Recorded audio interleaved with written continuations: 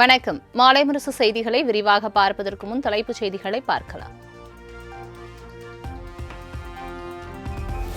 கூட்டுறவு வங்கிகளின் மூலம் 50,000 ரூபாய் வரை பயிர்க்கடன் பெற்ற சிறு குறு விவசாயிகளுக்கு முழுமையாக பயிர்க்கடன் தள்ளுபடி.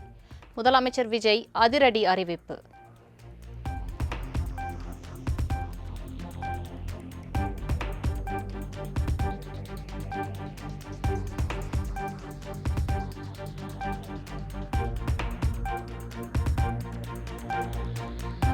அம்பாசமுத்திரம் தொகுதியின் அதிமுக எம்எல்ஏ இசக்கி சுப்பையா தனது பதவியை ராஜினாமா செய்ய உள்ளதாக தகவல்.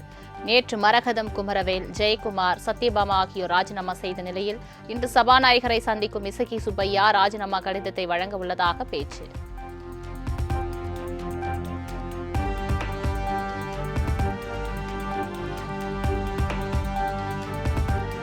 அதிமுகவிலிருந்து விலக உள்ள இசக்கி சுப்பையா தாவேகாவில் இணைய உள்ளதாக தகவல்.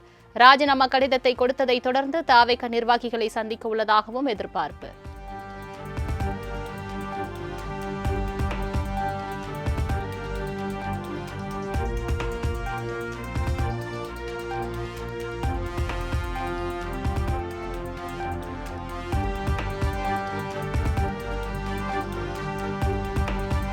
விவசாய பயிர்க்கடன் என்ற பெயரில் தாவேக அரசு விஞ்ஞான ஏமாற்று வேலையை அரங்கேற்றியுள்ளதாக அதிமுக பொதுச் செயலாளர் எடப்பாடி பழனிசாமி குற்றச்சாட்டு.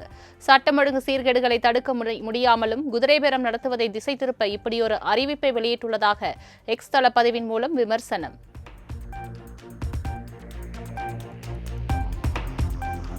விவசாயிகளை ஏமாற்றும் எந்த ஒரு அரசும் நிலைத்ததாக சரித்திரமே இல்லை என தாவேக அரசு மீது எடப்பாடி பழனிசாமி காட்டமான விமர்சனம். 2021ஆம் ஆண்டில் அதிமுக ஆட்சியின் போது 12,100 கோடி கடனை தள்ளுபடி செய்தோம். ஆனால் தற்போது வெறும் 2,044 கோடி ரூபாய் கடனை தள்ளுபடி செய்து தாவேக அரசு தில்லுமுள்ளு செய்ததாகவும் கருத்து.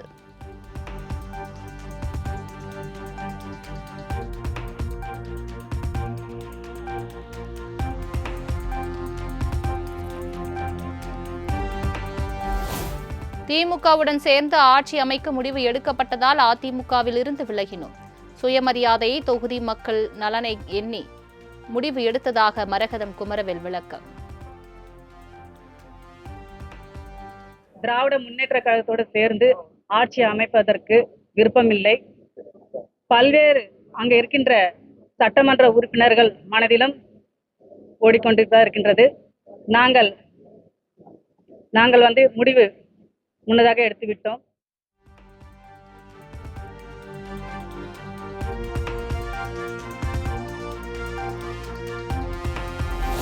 ஈரோடு மாவட்டம் பெருந்துறை தொகுதியின் எம்எல்ஏ ஜெயக்குமார் தனது பதவியை ராஜினாமா செய்துவிட்டு தாவேகாவில் இணைந்ததால் அதிமுகவினர் போராட்டம்.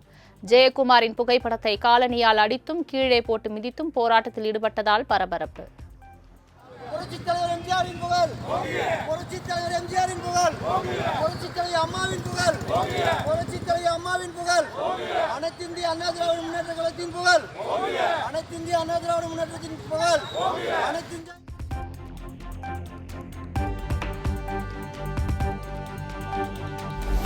தூய சக்தி என்று சுய தம்பட்டம் அடித்தவர்கள் துயர சக்தி என அம்பலப்பட்டிருக்கிறார்கள் என திமுக தலைவர் மு க ஸ்டாலின் சாடல்.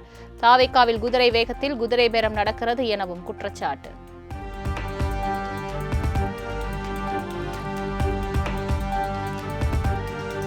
ஓ பன்னீர்செல்வம், வைத்தியலிங்கம் ஆகியோர் ராஜினாமா செய்துவிட்டு திமுகவில் இணைந்தது குதிரை பேரம் இல்லையா? தாவேகாவில் குதிரை வேகத்தில் குதிரை பேரம் நடப்பதாக குற்றம் சாட்டிய மு க ஸ்டாலினுக்கு அமைச்சர் ஆதவ் அர்ஜுனா கேள்வி.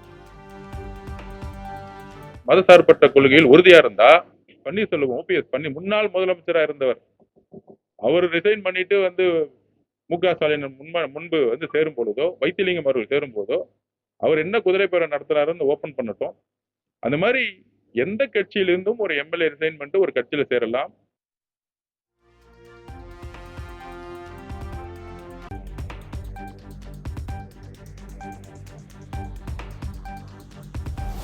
எழுதி வைத்துக் கொள்ளுங்கள். எடப்பாடி பழனிசாமியும் மு க ஸ்டாலினும் இணைந்து வரும் தேர்தல்களை சந்திப்பார்கள்.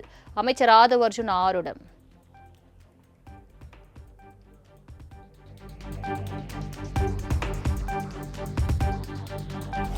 நீட் தாள் கசிவில் லட்சக்கணக்கான மாணவர்களின் கனவு சிதறும் நிலையில் உதயநிதி எடப்பாடி பழனிசாமி இதுவரை சைலண்ட் மோடில் இருப்பது ஏன் என காங்கிரஸ் எம்பி மாணிக்கம் தாகூர் கேள்வி.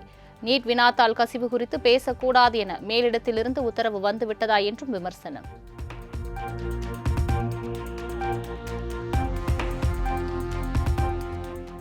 சென்னையில் பெட்ரோல் டீசல் விலை 5வது முறையாக மீண்டும் உயர்வு. பெட்ரோல் விலை லிட்டருக்கு 24 காசுகள் உயர்ந்து 108 ரூபாய் 1 காசுக்கும், டீசல் விலை லிட்டருக்கு 24 காசுகள் உயர்ந்து 99 ரூபாய் 78 காசுகளுக்கும் விற்பனை.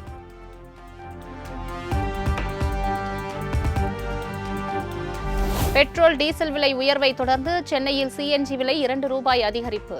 சென்னையில் 1 கிலோ சிஎன்ஜி 93 ரூபாய் 50 பைசாவுக்கு விற்பனையாவதாக வாகன ஓட்டிகள் அதிர்ச்சி.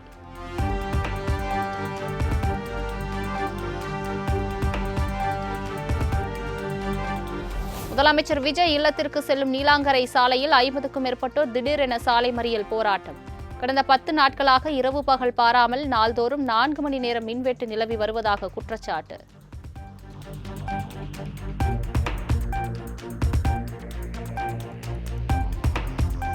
கரூர் மாவட்டம் குளித்தலை பகுதிகளில் நள்ளிரவில் ஏற்பட்ட மின் தடையால் பொதுமக்கள் கடும் அவதி. மணத்தட்டை, சுங்ககேட், கடம்பர் கோயில், பஜனை மடம் உள்ளிட்ட பகுதிகளில் குறைந்த மின் அழுத்தம் மற்றும் மின் தடைகள் ஏற்பட்டதால் குழந்தைகள் உட்பட பலர் கடும் சிரமம்.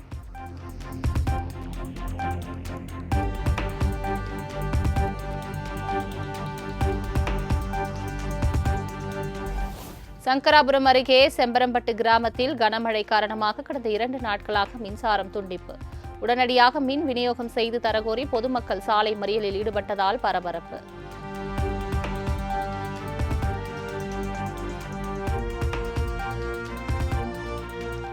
டெண்டர் சமர்ப்பிக்கும் நிறுவனங்களிடமிருந்து கள ஆய்வு உபகரணங்கள் சான்று பெற தேவையில்லை. முன்வைப்பு தொகை, பாதுகாப்பு தொகை உள்ளிட்ட டெண்டர் தொடர்பான அனைத்து நடவடிக்கைகளும் இனி ஆன்லைனிலேயே நடைபெறும் என சென்னை மாநகராட்சி அறிவிப்பு.